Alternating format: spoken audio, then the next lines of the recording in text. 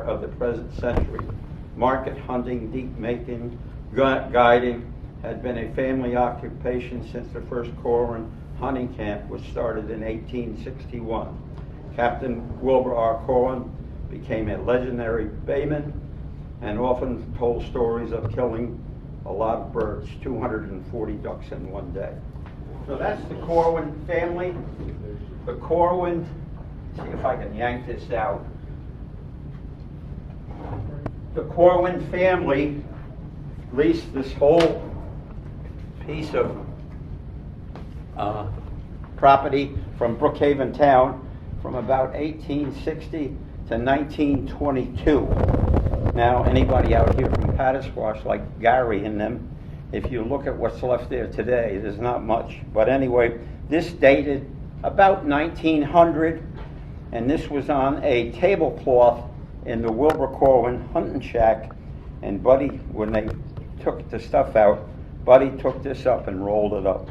So that's the property that Wilbur R. had until 1922 when Pattasquash came in.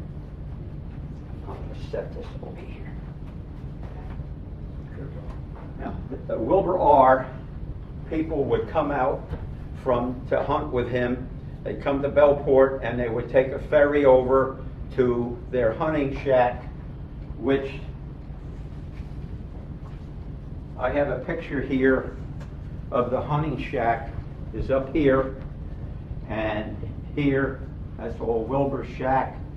And you'll see, you probably can't see it, but if you, all these pictures came in this envelope dated 1905. And if you look at the top of Wilbur's shack, you'll see a weather vane. There's a weather vane from 1905 off Wilbur's shack. Okay? So the gunners would come out, go from Bellport, and they would go over, and here's Wilbur's boat that he had, and take them over, and they would gun. They would either be a battery rig. This is Wilbur R's battery rig, called the Mabel Jewel. That's what a buddy called it. And this sink box is now in the museum in Bellport. Or they would go with a punny. Now, Wilbur R, all these birds here, well this goose right here, if you looked on this stool boat, you'll see there were 5 of them, whether that's the one, but that's the goose there. The other thing that on this thing, it shows Wilbur R standing here with a stand-up goose. So I did not have a stand-up goose in my collection. Here it is right here. And I was up in New England. There was 3 auctions, and Coldplay's, Decoy's Unlimited, and Guyot and Dieter. And we went to the first auction, and then I heard that Guyot and Dieter had this goose. So we couldn't make it because it was a doll show. I had to go with my wife, and so I had to come home. But we did ride up there, and we looked at the goose, and yes, it was Wilbur Corwin. So my friend Gary Maggio was going, and I told him, I said, Gary, would you get me that goose? He says, yeah, not a problem. He says, what do you go? I says, go $800-900. Okay. So he went up. Next day I'm thinking, and I said, I really want that goose. So he was on a ferry. He says, just bring it home. So anyway, when he gets there, Dick Cowan is there. Dick Cowan says, funny, Dick isn't here. And Gary says, I'm bidding for him. He says, what's he going to bid? He says, bring it home. He says, well, I guess I shouldn't bid. So I got that pretty good. Gary brought it back. Okay? So after that, Bob Gerard passed away, and he had a lot of Corwin. And this Corwin goose, this one I got in Jersey, but I have a pair like that home under the rod. Corwin stung a rod like this. In fact, I can show you on his pintail. See how they rigged them? They took a wire, and so they didn't rock and roll. So Corwin kind of developed that. Okay, so they're all Corwin geese. This I bought probably 20 years ago at the Jersey show. These are all Brant that I've picked up. One of the things, I know what I mentioned is, you'll see this white sign and that white sign. Well, I spoke at a business thing in Bellport, and at the end of the talk, Eddie Bishop said to me, Dick, I think I have something you might like. So I went over there, and you'll see this is Wilbur R., and he died in 1913, and his partner was R.B. Hamill. R.B. Hamill was his brother-in-law, and I have some Hamill birds. These are made by Wilbur Corwin, but there's R.B. Hamill on them, typical Corwin brand. And this, see, that's Wilbur R. He died in 1913.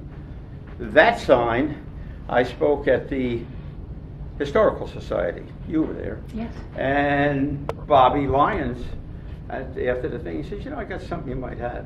I went over there, and he gave me that. So I have Wilbur R. and Wilbur A.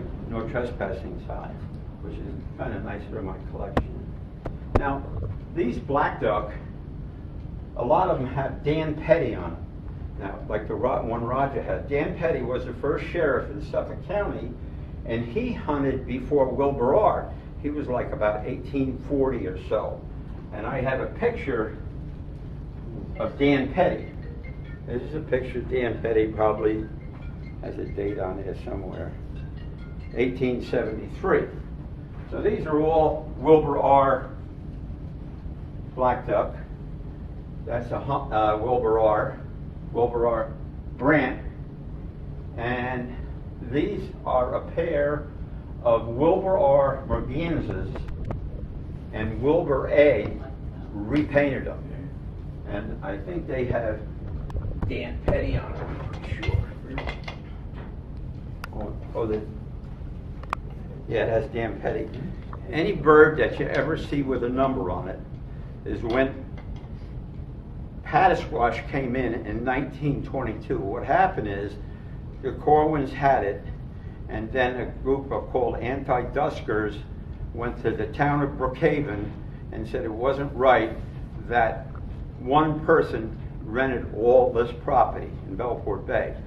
So Corwin lost the lease in 1922 to his eight guys, her grandfather, Harry Bigelow. And then the next year, Paddisquash started, and it was only open to Paddisquash members. Craig's one, Gary was a member. So, and then what happened is Wilbur A. joined Paddisquash. Wilbur A. Now Wilbur R. is dead. He died in 13. This was 22. So they told Wilbur that he could hunt the west end of the club. Okay, that worked out for a while. But then club members said that he was making money on the property, and Wilbur gave up. And later, I guess in the 40s, he left the beach. He left everything over there, all the stool, all the doors were open, and people went in and helped themselves. Gary, you know whatever happened, you've been there. And anyway, and guys went in and took decoys, shorebirds, and stuff like that. In fact, I don't know of anybody that sold any Corwin decoys. This I got, had to come out of the shack. So anyway, that's the story of that. So let's see what else. I sold them. These are all Wilbur A. and Wilbur R. heads that I have.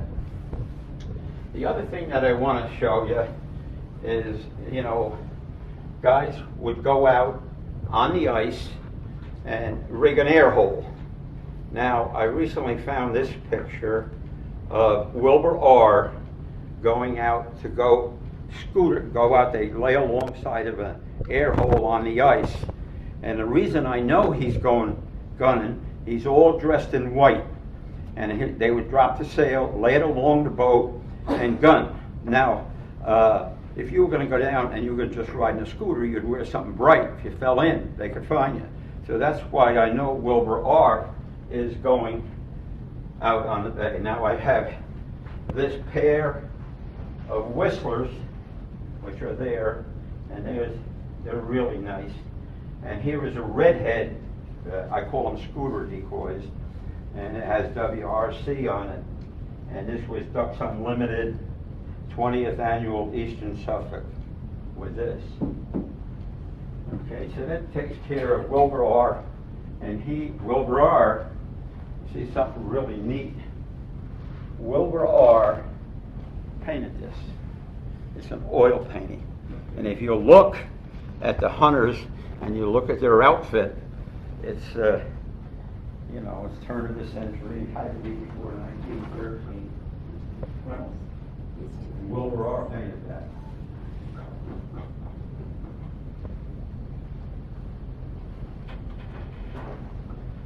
You can see all this after I get done. Dick, is that painting, does that have his signature? Or He does not have a signature, but on the back, it has it written. Not in the front? Not in the front. You're right. Nope. Where did that painting come out of, Jeff? What? Where did that painting come out of? That come out of the Corwin church. Buddy had it. Did Buddy have Buddy had it. Okay, so, all right, now we're going to go. Oh, I know what I'll tell you. I just talked about these scooter decoys. Here's the pattern that they made the decoy, dated 1905, found in Buddy's garage on a shelf. And it's the pattern. It's dated.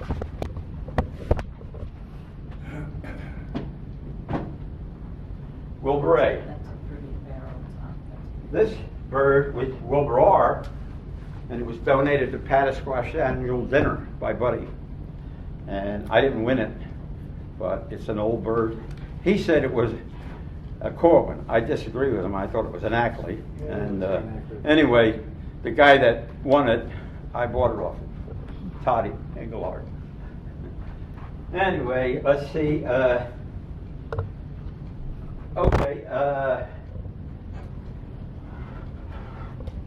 This bird, we went to a tag sale, yard sale in Gulfport, and we were looking at stuff, and the lady was talking decoys, and she didn't have any decoys. Oh yeah, I got a couple. So I went inside, and she grabbed this decoy. She says, my husband got it out of an old shack on Fire Island over by Belport. Right away, I knew what it was.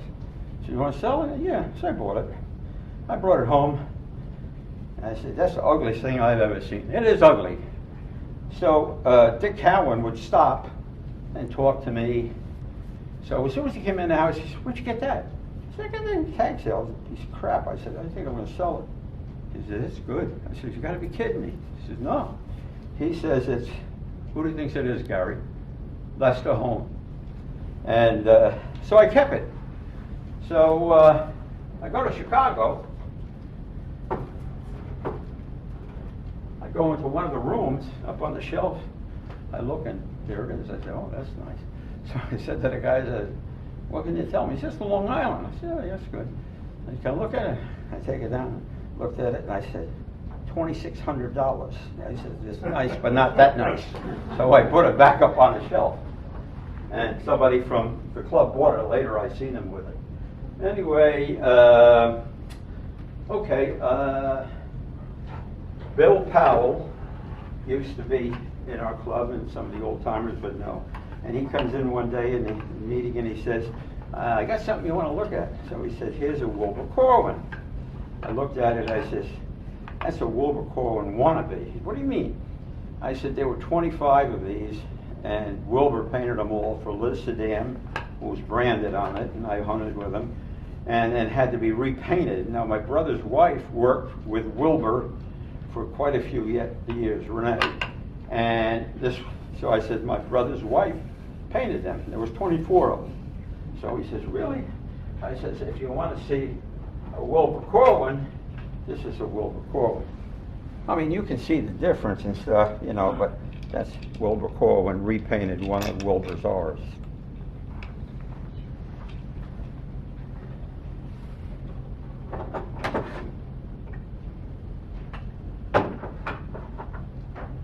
Here's a goose that they never finished. Hollowed it out. There's the number when they, oh, I probably forgot to tell you that in 1940 something, Buddy, Wilbur's daughter, and Wilbur all went over there and took everything off, everything out of there, and everything that came out, they put a number on it. And he had a book and everything. Jean Corwin took stuff. She lived in New Orleans, and she took what she wanted. They gave stuff to the museum, and then the Buddy stored the rest in his shed. And you know, the guys had picked through all this stuff, and there was a lot of bodies and stuff like that.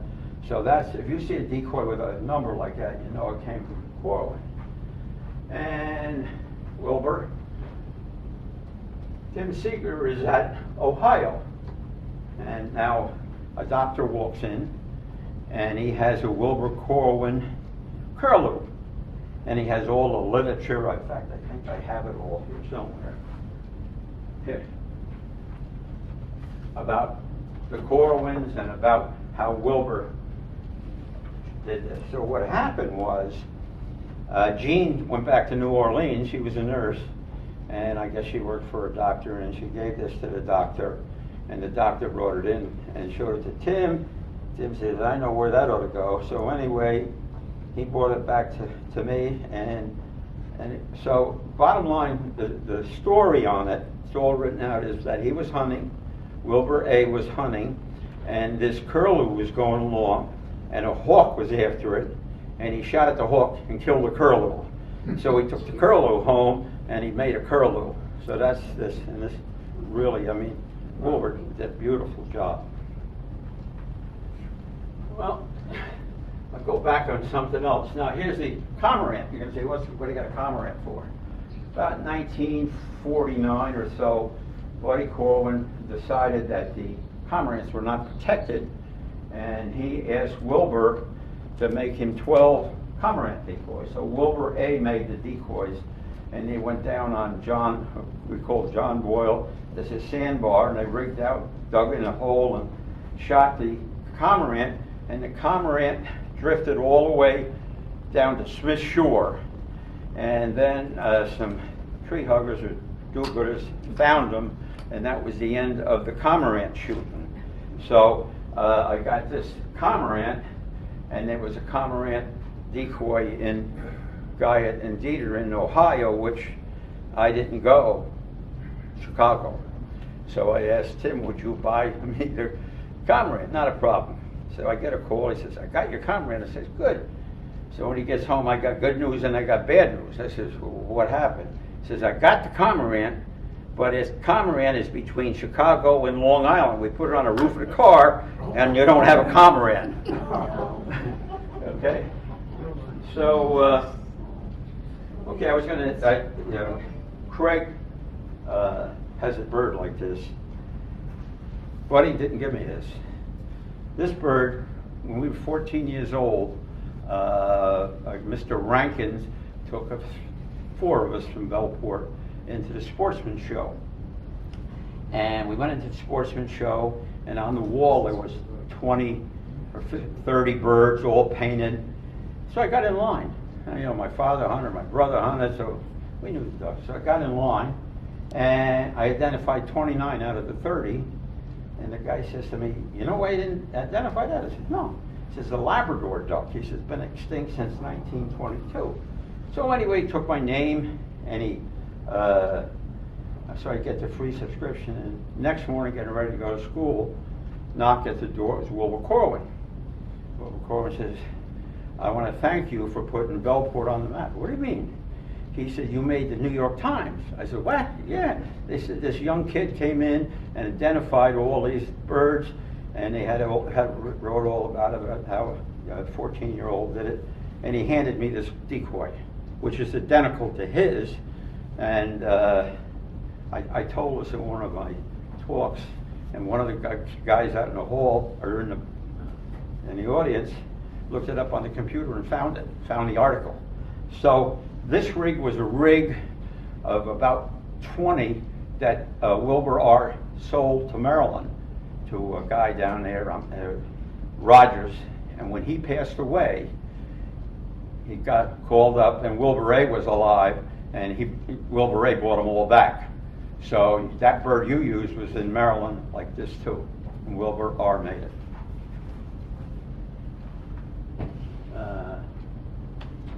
Okay, so Wilbur R. You probably nobody. Some of you guys might have known my brother, but my brother had this picture of Wilbur R. dated 1959, and Wilbur did not have a driver's license. He went down to the bay and worked on his Rowboat Beach and worked on his stuff, and he's sitting on his wheelbarrow, and on the wheelbarrow there's a widgeon, a black duck head, and a whistler. And my brother says, try and get all three. Well, I got all three. There's your whistler, there's your Wilbur R. Corwin head, and there's the widgeon. Okay? Okay. Now, Wilbur, in the summer, would run a ferry from Bellport Dock to Old Inlet. And I have a picture of Old Inlet. It's a place where the wealthy people in Bellport went. And he would take you over and bring you back. And this is a poster that left in Bellport that he had also moonlight cruises, evening cruises, and that's his boat. Okay, so there's a young lady here sitting here tonight that used to play over there, right, Denise? Mm-hmm. Her grandfather was in it. Okay, Old Inlet. Okay, this is a typical Wilbur A. Corwin black duck that he made for gunmen. He made quite a few, and quite a few guys had them. And nice black duck. He did a nice job. I think I got this from you, Bob Lear. Anyway, here's a couple of geese that Wilbur A. was working on. How he took the life jacket cork, glued it together. This one he never finished, and you can see the number on it that it came out of their Corwin shack.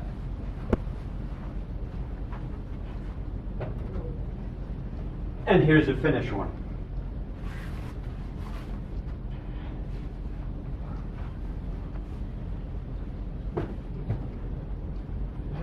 Here's a picture of Wilbur R.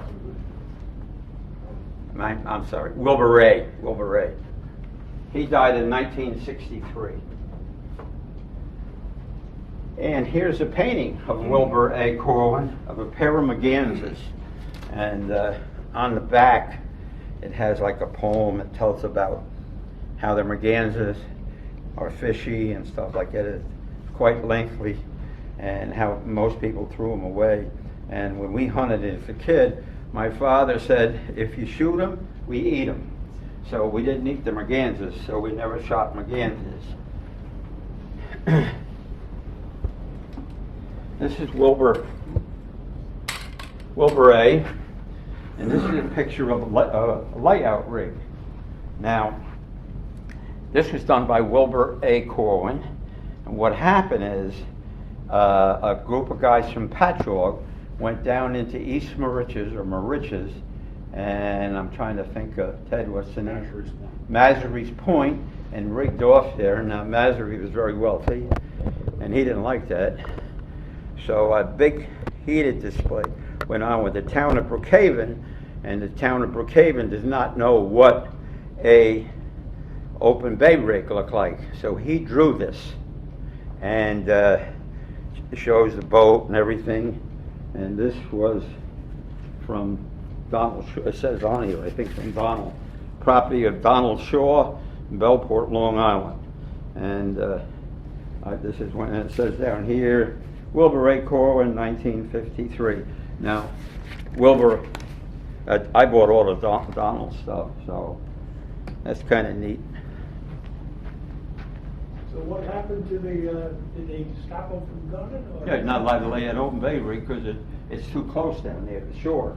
That was the reason. And I have a picture here that Wilbur A. did. There are mallards. It's signed here in the corner. Can you show the camera?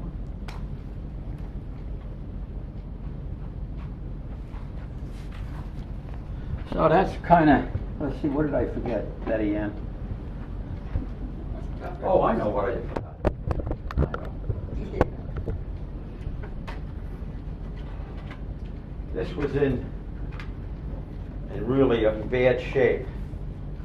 And I actually had, when I did the yard sale for a buddy's wife, this laid out in the thing. It was kind of beat up.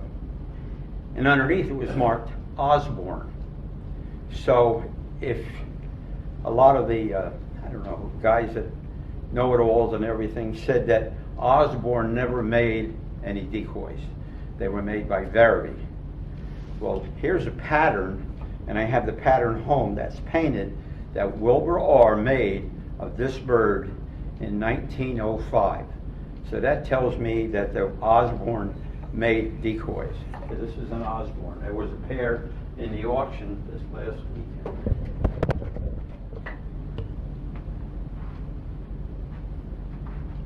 That's about, this is one of Wilbur's silhouettes. Oh, I know. I have patterns. This came from Donald Shaw. These are all Wilbur's patterns, all labeled of stuff that I have other patterns at home, but anyway.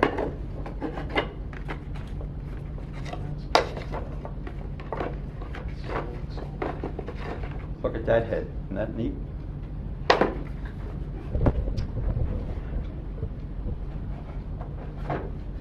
That's about it. Yeah.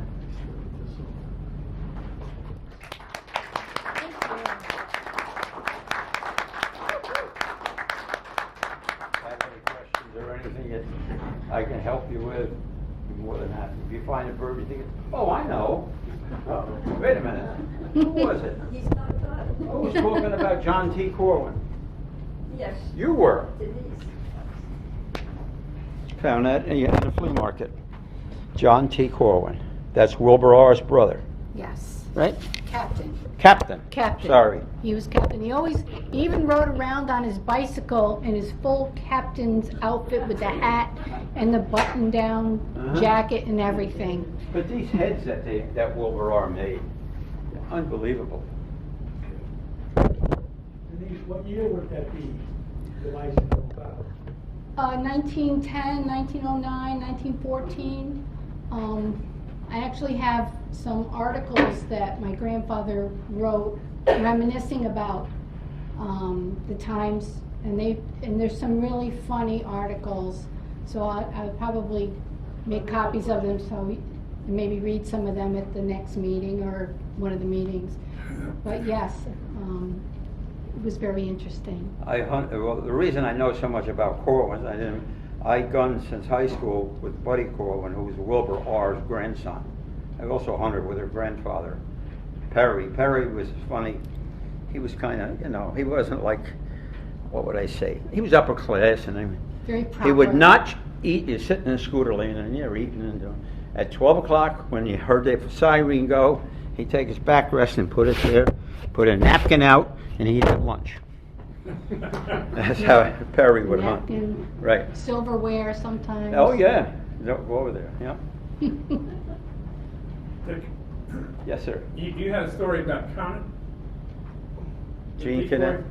that you were able to identify? Well, yeah, I do have a story. I have a lot of stories. My brother was an avid decoy collector, and he painted. He went all. Him and his wife went all over down in Maryland and collected. He with Malcolm Fleming and Bob Gerard and that whole group, Ron McGrath, the whole bit. But anyway, my brother had enlisted in the Navy, and you would get up the next morning, and he had gone out with his buddies, and on the kitchen table was Jean Tinnette and a half of a duck on it. And my father ripped into him, and he says, that's not right. And so he says, take that sign back. So he went, he took the sign back, and he joined the Navy, got on the U.S. Wasp, sends a picture up 6 months later, that half model, he took the sign back, but he didn't take the decoy back.